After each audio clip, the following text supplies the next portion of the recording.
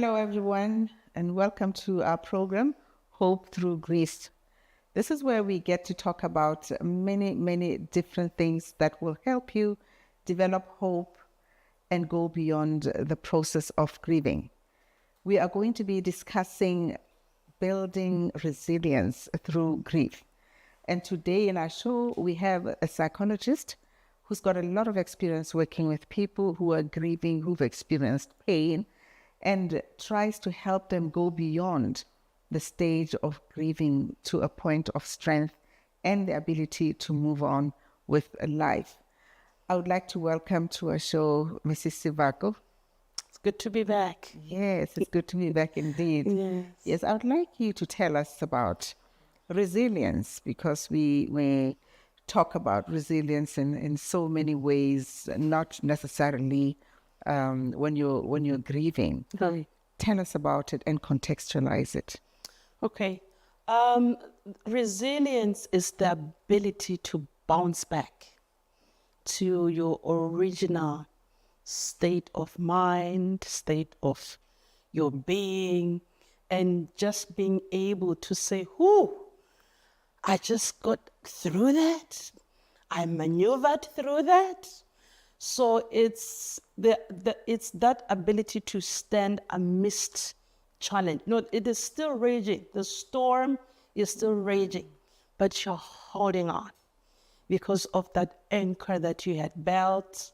Remember, as we talk about grief, you say, what will help you to bounce back out of it is what did you have as a foundation all along. So you're going back to that to hold on to this anchor. Even the storm is still raging. Okay, now we are talking about the ability to bounce back. And obviously, what you're suggesting is that when you experience loss, and we've said that loss is not necessarily with regard losing someone in death. It could be anything. Right. We want to talk about what exactly you lose and the processes that you go through to a point where now you're thinking, I need to bounce back. Right. Maybe before I take you through that, I want us to appreciate one thing. What we have seen over the years or over time as somebody grieves, we put ourselves in what we call a mental marathon, where we are waging war with ourselves. This is where you beat ourselves to say, come on, you can do it. You cannot be, one moment you are sad and the next thing you're going to be angry again. How do you go back to that? Look at somebody. Look at this one has navigated it through very well. But you see, we fail to realize that we could be grieving for the same thing, loss through a job. You both were working and were laid off. But how you're going to navigate it through is going to be different from me, because we grieve differently. Now, we always compare ourselves to other people. If so-and-so's husband died last year and she's able to bounce back, how about me? Remember, we say, if the foundation, what you had laid to be something that you always bounce back to, is firm, yes, then you can say, I'm able to navigate through this thing without any challenges. The problem is, where is your anchor? Yes. And then we learn from a crab. Crabs are very interesting animals. They are under the soil and they're navigating through to be on the top. As they do, they lose a limb, they lose a leg, they lose that. And they don't have a manual to say to them, this is how you move. So they don't depend on what is happening now, what's going to happen. Yes. They push through. Yes. Is it hot? They push through. Is it cold? They push through. Because the determiner of this thing is ultimately I'll be on top. Yes. You talked about the foundation. Right. Before we go back to our question on bouncing back, I want us to describe this foundation, including, what it entails, because there might be somebody sitting here and thinking, if I'm going to bounce back to a place that I never wanted to start with, why should I want to go back there? So I want us to talk about the foundation itself, which should be something that says to you, you have to get back to where you were before. Right. Yes.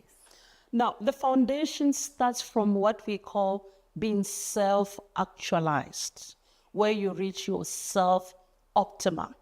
Now, this is a collection of very many selves: self-confidence, self-worth, self-esteem, self-worth, and now bringing it home to a Christian life.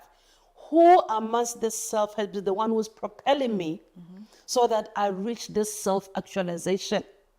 Now, the difference is, if this walk in this selves that we have been developing has been entirely on me and my abilities and my capabilities, when we get into grief, those things cease to exist.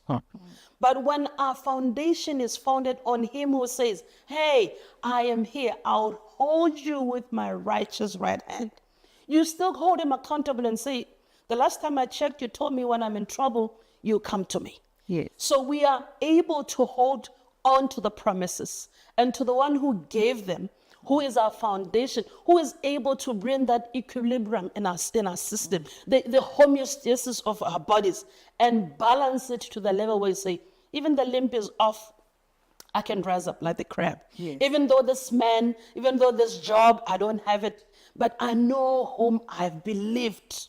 And then He promised me to hold me with my righteous right hand. So the only challenge is grief only reminds us of God because we are here, we are grieving. And grief should not only remind us of God. We should be in a constant relationship with Him. That will help us to navigate this thing through called grief. Because we know once you start grieving, it changes the landscape of your life. Everything about you changes. So if the narrative changes and everything about, so you need to start rewriting the story again without the sin that you have been having, be it the husband or the job or whatever it is that you have lost. Now it means you rewrite your script. Now you can write a script if you don't have something that you can fall back on and say, this is propelling me now to be myself, regardless of the fact that this person is no more or this job is no more. Yes, I really want us to talk about this foundation because I believe that it is the one thing that holds a person, that sustains them, that gives them the courage to move on, including the confidence. Right. You know? And it's about self. I want us to talk about that because many times we think when we focus on ourselves, including developing ourselves and so on, we are selfish. I want us to look at it positively and talk about building, yourself and self-actualizing to a point now where we can say when you are hit by this loss, losing one leg and another, you can still bounce back. Right. Yes. Somehow along life we miss and lose ourselves, especially to those some of us will be married. When we get to marriage, we have reached. Now, sadly, the very person who we have been looking up to for everything, for even affirming us, validating us, we depend on them.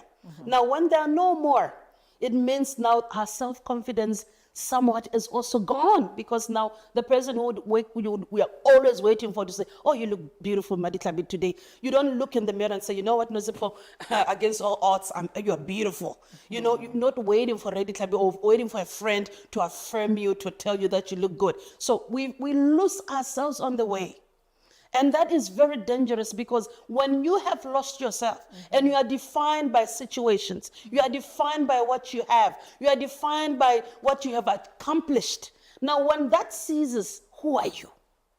So it's very key, it's critical that you define that, against the world, I'm still Kefilo, I'm capable of doing this. I believe in myself, and with God on my side, I know He will carry me through. Yes. Now, if these selves are not affirmed, if they are not rooted, if they are not developed, what value do you give yourself in this term of self-esteem? When we look at you, what do we see? Do we see a woman who's presenting like a lion, but she's a cat? You go. Or you're supposed to be a cat, but you're presenting like a lion. So this persona, when it drops, who are you? The question is, what does God say about us? Because, we were created in the image of God, right? Mm-hmm. And I think we also need to draw some nuggets from the Word of God. Right. So that we may build this self-esteem, the self-confidence, the knowledge that we do not need to define ourselves by things that we go through or depend on people to tell us about ourselves. Right. What does God say about us? He tells us that we are chosen. The book of Ephesians, beautiful. The first chapter was just taking us through that we are chosen, we are adopted, we are loved, we are redeemed. Now, it takes a lot of courage to believe that. I mean, if somebody just comes to me and says, Kifilo, you are loved, and I don't believe that I am loved, I'll question it. What have you seen? Or what do you want from me when you are telling me you are loved? But God is saying that before Genesis 1:1, you've always been in my mind. So therefore, believe that I love you. And when I boost you to the level where I'm saying, not only do I love you, come on, you are a royal priesthood. So your conduct and the way you say and do things cannot be of a commoner. So I've loved you that much that I've elevated you. So we have to believe what God says about us. Yes. And once we do, we rise up as girls, as women of valor, of virtue, knowing that, this is what my God says about me. And I believe it. Now, the problem is we allow people to have molds of us that they believe we can fit in them. And we fit in these artificial molds made by other people, such that now when the world crumbles, because it's a mold, it will also crumble. And then we remain right on the surface. But if we are molding according to the will of God, the will of God sustains you even through the storm.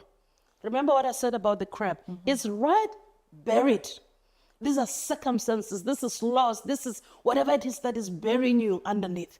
But you are able to go through it because now you're not looking at other people's map, but the blueprint of heaven, which now is the manual that tells you, I loved you.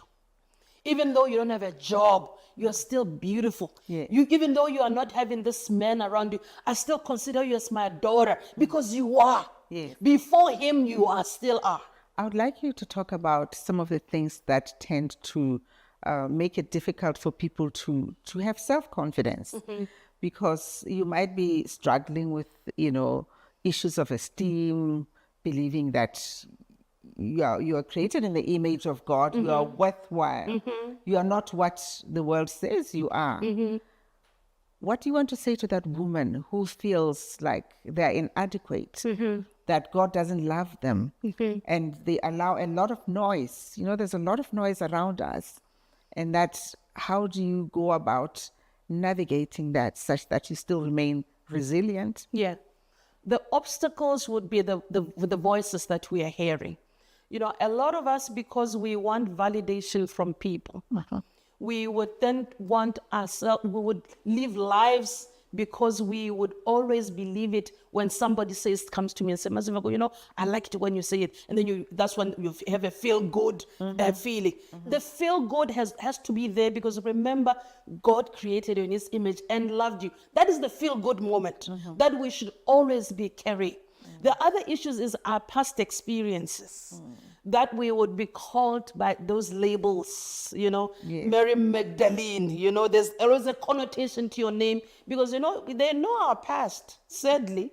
And then because they know it, they never know that when God has made a turnaround in your life. I want you to hold that thought because we need to take a break right now. Great. Please stay with us because we are going to continue with this conversation after this short break.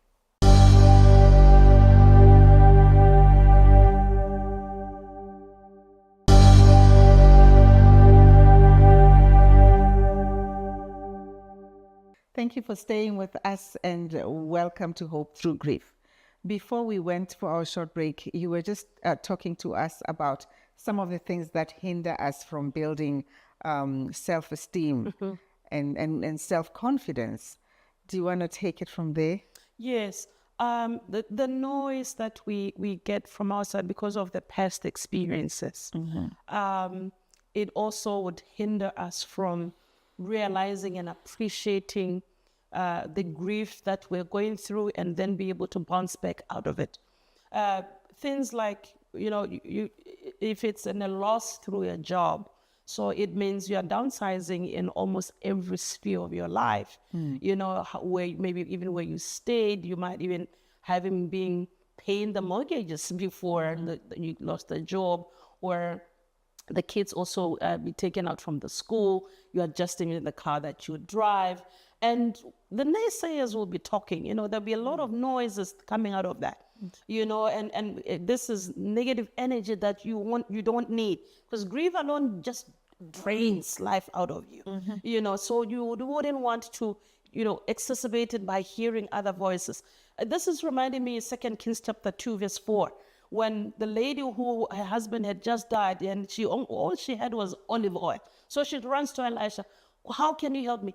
The question that Elisha asked, what do you have? Then he said, go and look for jars and close the door behind you. We need to close the doors that drains life out of us. We need to close the doors that doesn't see any good out of the experiences that we are going through in the grief. We want to close the doors that are making noise for us to hear what God is saying that we must learn from our grief, because there are always lessons that one can learn from their experience. God, what did you want me to learn out of this? Yeah. What is it that I need to do to come out of this myself? Remember, we're talking about resilience. You are bouncing back.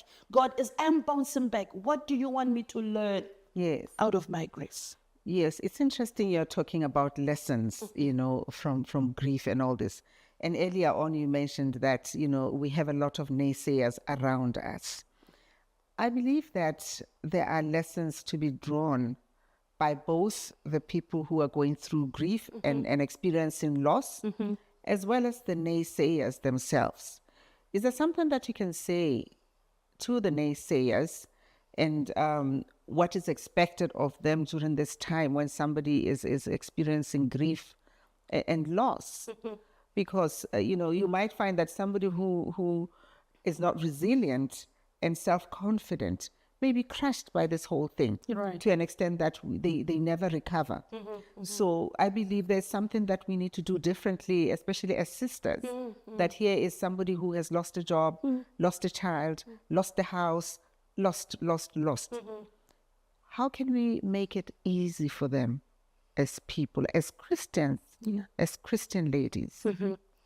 We need to appreciate the fact that some people can't give what they don't have. We expect a lot from people who are seemingly looking empty themselves, who also need help. If somebody is just coming all with negative energy to you, you should be, as a sister, be able to say, I'm picking this negative energy coming from you. What could be the problem? If you only be experiencing that this is somebody's just shouting at the top of their voices, they also cannot handle their own grief in their own way. So all they're doing is looking for attention, but in a wrong way, by now pushing all this negative energy to yourself. So we should be able, as sisters, to hold hands and say, let's walk this journey together, especially to those that have experienced grief in terms of maybe loss of a spouse. At one point, I was saddened by an individual, a sister, who was so bold on this other sister and telling her, you're not the first person to lose a husband. It's true, but it was her first experience to lose her husband. So all she needed not to hear was the reminder of that she's not the first, but that, sister, that you are in this thing. How do you want us to help you navigate around it? How do you want us to help you, to support you, not to say all those words that we say to each other? So what we would encourage other sisters to do, if you don't know what to say to me, at least keep quiet and pray for me. That's the best gift that you can ever give to another sister who is going through the loss and the grief that they're encountering. While they're there and going through it, whether you know it or not, the best gift we can give it to each other is to pray for one another. Because this thing is not easy for anyone. Like we said in the beginning, it might have been easier for you to already maneuver and you got out of it. We thank God. But this sister is not you. We are different. So let's appreciate that we've been tailored differently. And as such, processing grief would also be different from the other person. Yes. So if you're realizing that they're always sad and they're always crying, go near and ask them, how can I help? Without making this thing look like it's, bad already on them. Yes. Yeah. I want you now to share some tips on how to maneuver this thing, especially talking resilience, and how do you then bounce back to that foundation which you described earlier on. It is important that we recognize the anniversaries, the birthdays, if it's a loss through death of a loved one. We're going to talk about it, be real with it. Yeah, we talk about authenticity the other time. That it is okay, it is normal, it should be seen to be normal. That we address, as we look at them, we say, oh, it was mom's birthday yesterday, this is the time that mom was born, or sister was born, or husband, or whoever. And then we have memories around these people that we need to cherish. We need not to be seen to be embracing our African taboo where we don't talk about things. Yes. Yeah, it is always this elephant on the room that we go, tiptoeing around it. And what happens is this piles on. Because grief, if you don't deal with it, we talked about that it becomes chronic. Yes. And then when it's chronic, prolonged grief also causes the physiological challenges on us, which we don't need. And we will need to therefore talk about openly that my husband and I, during this time, will be going wherever and we'll be doing whatever. And she should be also, no, you can't talk about the dead. She was a husband. And the last time we checked, she was married to him. So she can be allowed to do this. So let's celebrate anniversaries as much as we can. And the beautiful memories that we had with our loved ones. The other thing, let's look for affirmation, affirmative statements that we say to ourselves. This too, mine has always been, this too shall pass. Remember, it was just winter not so long ago. Now we're in spring, going into our summer. So is life. So is the grief. That if we are able to work around it and be real with it, before long we would have moved into a stage where we appreciate that, it was hard then. But I'm able to move without this husband of mine, without this son of mine, without this daughter, without this job.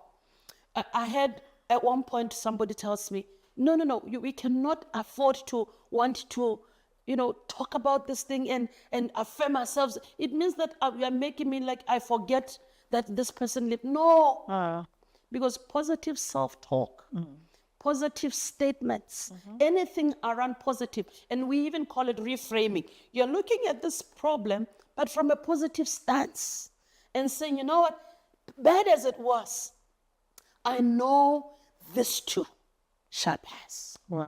And when you believe that, you'll be able to maneuver into now becoming a resilient person because it has happened.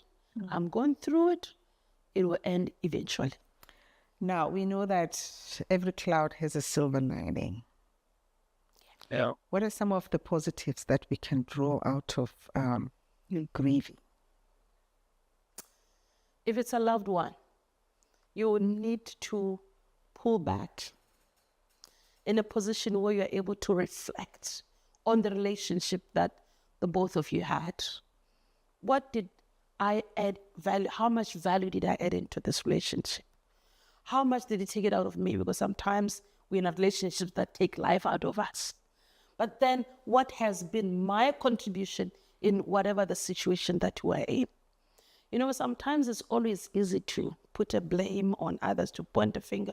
Oh, the brother did this, or the sister did this, or my son was this, even though I'm grieving. But, other people even can go to a point where they ruthlessly will tell you they're relieved out of this whole thing.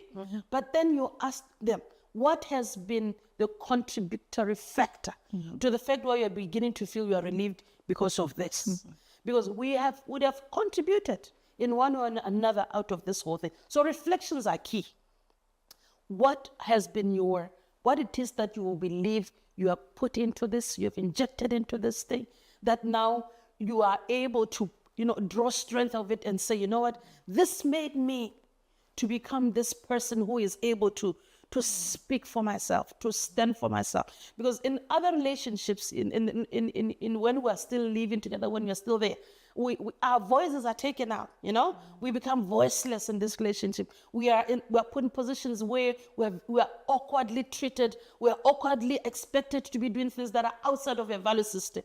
But then when you are allowed to flourish, to be yourself in that relationship, you will look back and say, this job, this thing has made me. When people looked at me and thought I was a cat man, I'm a lioness and ready to fight and to attack the world. And then the other thing, it's very, very important that within those reflections, you become very deliberate in looking for support. Support is key in helping you to be able to bounce back, because you need to surround yourself around people who will tell you not what you need to know, what you need to hear, but what you need to know. Because it is when I brutally tell you as a friend, then it will help you to reflect and say, yeah, but Kifilo is right on this one. So let's surround ourselves with people who will be honest with us and be able to help us to move through this, this grief, so that the resilience that we are feeling is also equally genuine, and it will take us to a longer period. Okay. And utilize. And we've actually run out of time. Thank you very much for sharing those important nuggets with us, because I think we are now empowered to build a resilience. I want to thank you all for staying with us and benefiting from the lessons that we got from today's discussion, that we can actually bounce back from that low space when we have experienced loss and grief. May God bless you. Until next time, goodbye.